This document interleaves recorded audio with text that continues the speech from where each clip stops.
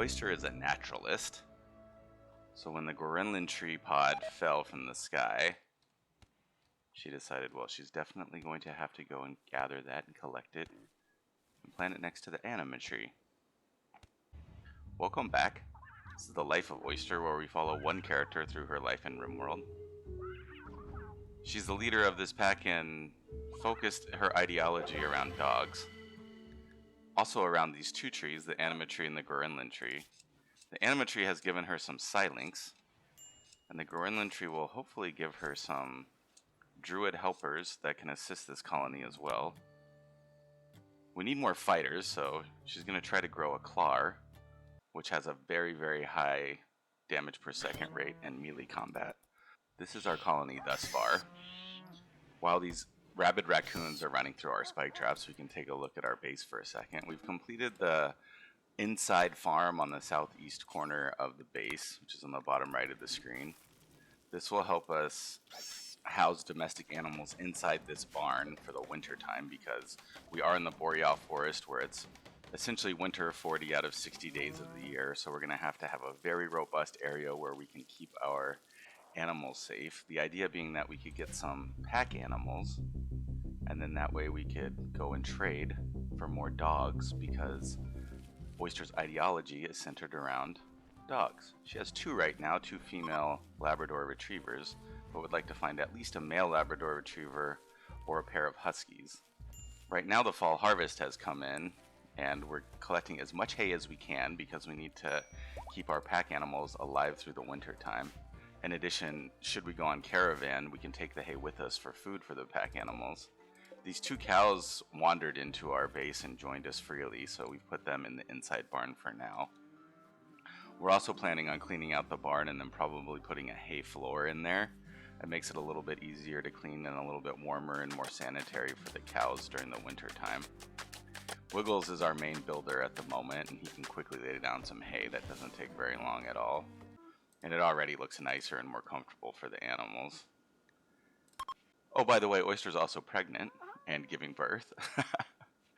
She has not a great doctor present. Wiggles is going to also not only be the tender of the barn, but also the tender of this childbirth, because Jay is the father and won't be able to be the doctor. He's our best doctor. Luckily, the child is born healthy, though. And we are able to name this young female Anima Stinkbug. So Oyster likes the name Anima, given that she's connected to the anima tree. And we have over 1,700 hay collected, and Wiggles is working on putting a new floor in the storage room. However, Oyster and Jay, husband and wife, end up getting in a fist fight right after she gave birth to her child, and Oyster is temporarily unconscious on the floor in Wiggles' room while he's sleeping.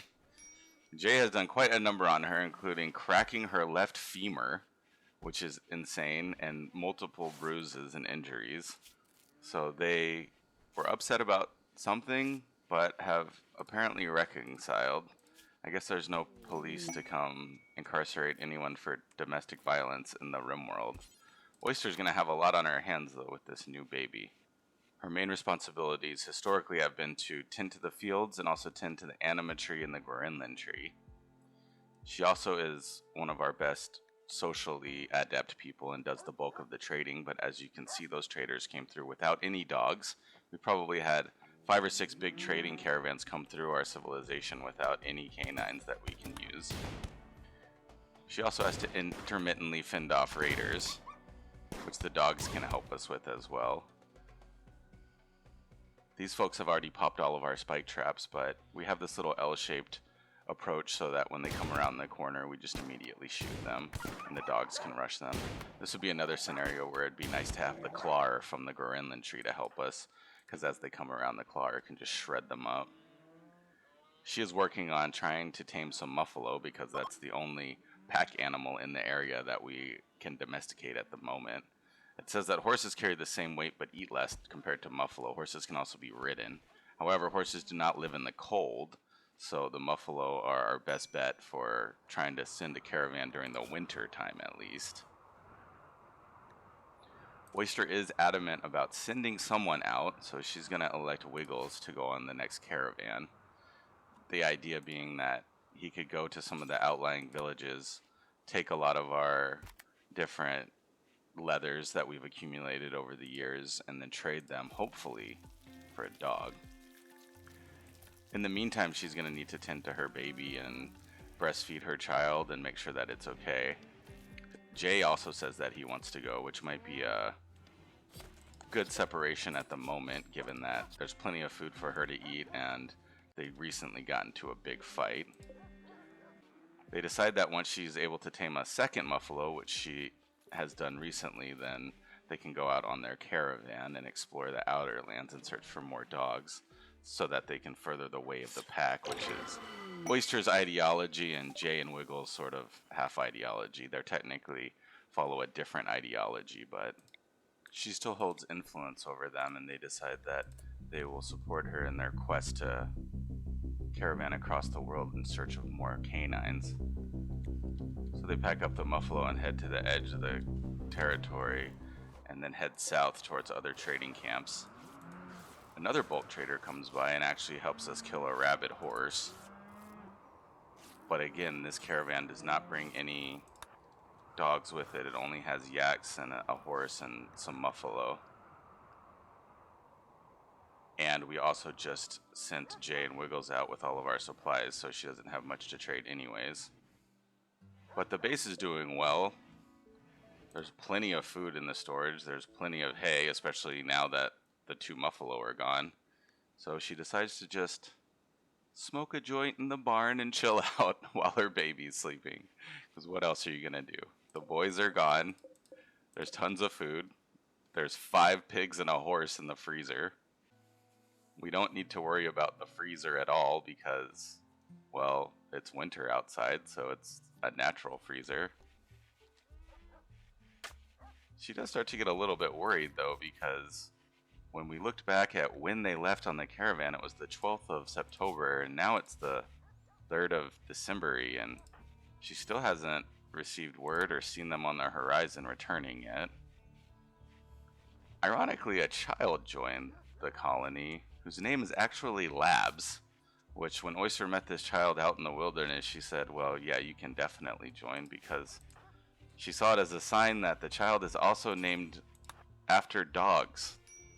And that was the name that the game gave the child. I didn't give the child that name. The child's also useful too because while it can't do much, it can feed the baby and it can play with the baby. So that's very nice. In the meantime, Oyster hasn't done much other than get high in the barn and eat food and take care of the baby. She did, though, manage to tame a couple caribou who can hopefully procreate. But now it's the 5th of December and they're still not back yet. Her bed is empty in hopes of Jay returning. She looks to the horizon to see when him and Wiggles will be back. Finally, they return on the 7th of December.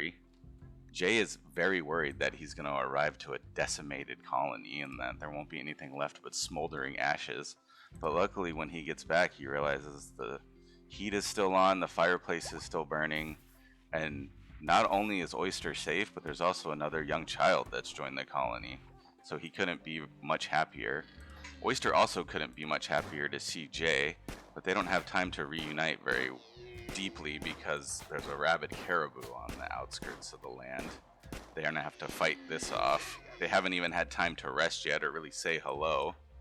Oyster also hasn't really had time to process the fact that they weren't able to find any canines during their trading voyage. After the caribou, they also have to fight this warg, so pretty much everyone is exhausted. It's the middle of the night. Oyster still has to feed her baby, and she also has to come up with a plan about what she wants to do next, because Jay and Wiggles went to 2 outlying villages in the south, traveled for approximately 11 days, which is essentially 2 to 2.5 months on Earth time, traveling in the cold winter, and could not find any canines to improve the pack. But maybe a sign from the dog gods, from the canine overlords, some horses have come onto the edge of the map despite the cold weather. And now Oyster wants to capture and tame these horses and put them in the barn in hopes that that will make trading easier, because then when Wiggles goes on caravan, he can move much more quickly because while the muffaloes can carry supplies, they can't be ridden. That being said, there's only a limited amount of hay in the barn, so she's going to have to probably pick some animals to slaughter in there. A new caravan comes also without dogs, so in total we've probably encountered 12 different trading scenarios, none of them having any dogs available for trade. And this is now getting into the end of winter, the beginning of spring almost. It's the 4th of April, May. So they have identified some few other villages to the northeast which are pretty far away. However, with the snow clearing, hopefully Wiggles will be able to get up there and back much quicker than 11, 12 days like the last journey. And the amount of traders just kind of continues to be a slap in the face. That caravan actually brought a wolf with it, but no dogs again. I think Oyster's decision now is just going to be to have the boys help sow the fields, and then Wiggles can leave on the journey. This summer is going to be a little bit different in that their hopes is that they can plant more food crops, including corn.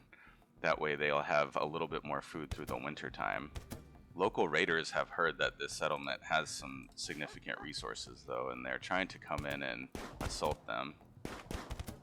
We do have the Claw Dryad now, which we didn't even need to use, but that can prove very useful. It's that little pink guy that's following Oyster around, because the Claw can shred things up, including mechanoids, which is always a fear in this area of the Rimworld. We do finally discover electricity and build a chem fuel generator. The kicker being that we also need to discover air conditioning so that we can keep a freezer during this short summer. While not totally imperative, it would be helpful to not lose all of our meat. And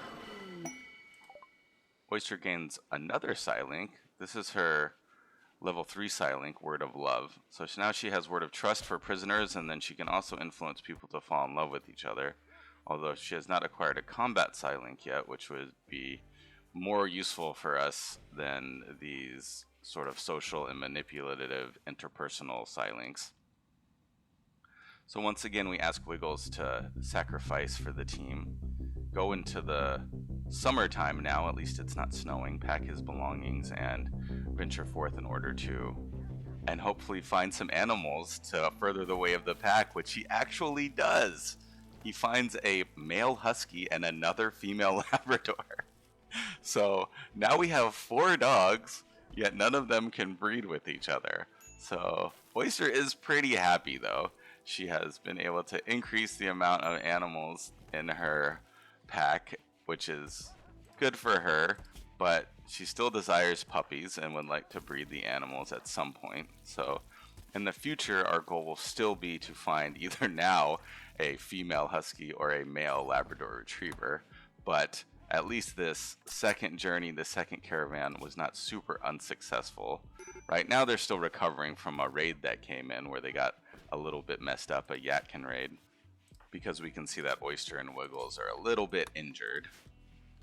It's already approaching winter time again, with snow on the ground. However, the fall harvest did prove pretty fruitful. We have hundreds of potatoes and corn, and we have thousands of hay, so that we can maintain our horses hopefully through the winter. We have 2 male horses, so they won't be able to breed, and that's okay because that's pretty much all we need in order to trade right now. We're trying to keep our colony small so that we don't build up too much wealth, because building up wealth will only cause us to get larger raids coming to attack us. But we do get a warg that joins, sensing that Oyster has a connection with nature and the surrounding world. Fangs joins us. So now we have 3 Labradors, a Husky, a Claw Dryad, and Fangs. So we have a lot of melee fighters that can help us. Although our initial 2 dogs, Wanda and Geisha, have been injured kind of pretty bad over the first couple years. So our goal at this point is likely going to be to just let them stay inside the base and let the other dogs and the warg and the Claw Dryad fight. I hope you enjoy the life of Oyster as much as I do. And if you do, please click the buttons and see you next time. Thank you.